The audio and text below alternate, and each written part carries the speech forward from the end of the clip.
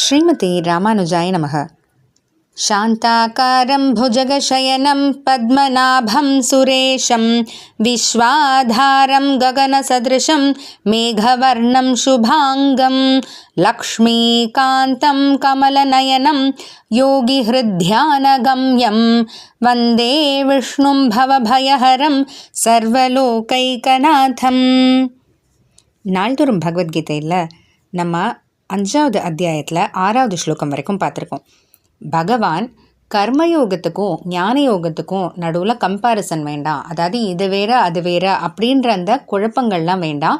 ஏன்னா கர்மயோகமாக இருக்கட்டும் ஞான யோகமாக இருக்கட்டும் ரெண்டுமே நமக்கு ஒரே பலன், ஒரே இடத்துக்கு தான் கொண்டு போய் சேர்க்க போகிறது. அது ஆத்ம சாட்சா்காரம் அப்படின்றதெல்லாம் சொல்லிட்டாரு. அது மட்டும் இல்லை, ரெண்டுமே ஆத்ம சாட்சா்காரத்தை தான் நமக்கு கொடுக்க போகுது அப்படின்னாலும் அது கர்மயோகம் மூலமாக செய்யும்போது ரொம்ப சுலபமாகுது.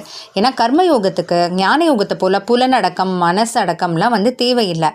அதை தவிர ஞான யோகம் இல்லாதனாலும் கர்மயோகம் செய்ய செய்ய அந்த ஆத்மாவை பற்றின அந்த அறிவு, அந்த ஆத்ம ஞானம் நமக்கு கிடைக்கிறதுனால ஞான யோகத்தினுடைய தேவை இல்லாமல் போகிறதுனாலையும் கர்மயோகம் ரொம்ப சுலபமானது அப்படின்னு பகவான் இது வரைக்கும் சொல்லியிருக்காரு.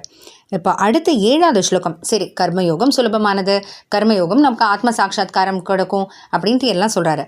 இப்போ கர்மயோகம் கை வந்துருச்சு அப்படின்னா ஒரு கர்மயோகி ஆனவர் அவர் எப்படி இருக்காரு அப்படின்னு நம்ம தெரிஞ்சுக்க வேண்டாமா? சரி, நீங்கள் சொன்ன மாதிரி கர்மயோகம்ல நான் செஞ்சுட்டு வரேன், அதனால எனக்கு என்ன கிடைக்க போகுது அப்படின்னா அதுதான் 7வது ஸ்லோகத்தில் எந்த நிலைக்கு நம்மளை கொண்டு போய் விடும் அப்படின்றத நம்ம தெரிஞ்சுக்க போகிறோம்.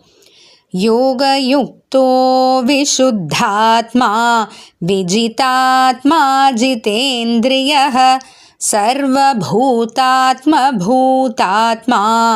குர்வன்னபி ந லிப்யதே.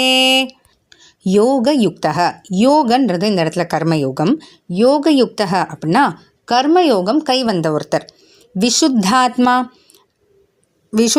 அப்படின்னா தெளிஞ்ச ஒரு மனசு படைத்தவன் அப்படின்னு சொல்லிட்டு, ஒரு குற்றம் இல்லாத அழுக்குகள் தப்பான விஷயங்கள் அந்த எண்ணங்கள்லாம் இல்லாத ஒரு மனசு.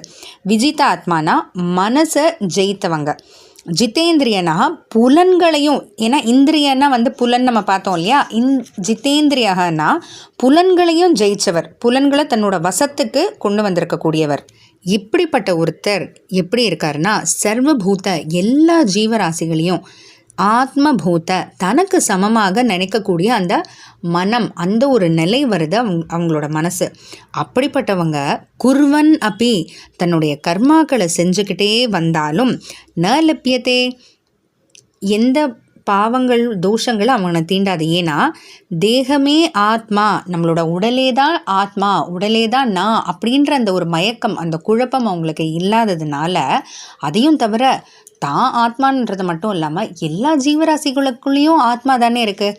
அப்போ எல்லாருமே சமம் தானே, எனக்குள்ளேயும் ஆத்மா, அவங்களுக்குள்ளேயும் ஆத்மா, இந்த செடிக்குள்ளேயும் ஆத்மா, யானைக்குள்ளேயும் ஆத்மான்னு பார்க்கும்போது அப்போ எல்லாருமே சமம் அப்படின்ற அந்த ஒரு பார்வை வருது. அப்போ எப்படி அப்படிப்பட்ட ஒருத்தவங்களோட மனசில் எந்த ஒரு குற்றம் இருக்கும்? அப்போ அவங்க கர்மங்களையே செஞ்சுட்டு வந்தாலும் அதனால் அவங்களுக்கு எந்த தோஷங்கள் குற்றங்கள் பாவங்கள்லாம் தீண்டாது அப்படின்ற பகவான் சொல்கிறாரு. இந்த அத்தியாயத்தில் இனிஷியலாக, அதாவது ஆரம்ப கட்டத்தில் கர்மயோகம் பற்றியும் ஞான யோகம் பற்றியும் அது ரெண்டுத்துக்கும் நடுவில் வேறுபாடு இல்லை, ரெண்டுமே ஒரே பலனை கொடுக்கக்கூடியது அப்படின்ட்டுலாம் சொல்லிட்டு வந்தாலும் இதில் உயிரான கருத்து, முக்கியமான கருத்துனா இதுதாங்க. எல்லாரையும் சமமாக பார்க்கக்கூடிய அந்த ஒரு மனநிலை, சமதர்ஷனம் அப்படின்னு சொல்லுவாங்க. இதை பற்றி வரப்போகிற ஸ்லோகங்களில் தொடர்ந்து சொல்ல போகிறாரு, நம்ம பார்க்கலாம். அதுக்கு முன்னாடி இந்த ஸ்லோகத்தில் ஒரு கர்மயோகம் கை வந்தவன்னு சொல்கிறார் இல்லையா, இதையே நம்ம ஒரு படிக்கட்டாக பார்க்கலாம். எப்படி அப்படின்னு பார்த்தீங்கன்னா, யோகயுக்தக கர்மயோகத்தை செஞ்சுட்டே வரவங்க, அடுத்த படிக்கட்டு என்ன, செஞ்சுட்டே வர வர விஷுத்தாத்மா, அப்போ அவங்க மனசில் இருக்கிற அழுக்கெல்லாம் போய் தெளிஞ்ச ஒரு மனநிலைக்கு வராங்க. அப்போ என்ன ஆகுது, விஜிதாத்மா, அப்போது அவங்களுடைய மனசை ஜெயிச்சவங்களாயிடுறாங்க. மனசு தன்னோட வசத்துக்கு வந்துடுது, தன்னோட கட்டுப்பாடுக்குள்ளே வந்துடுது.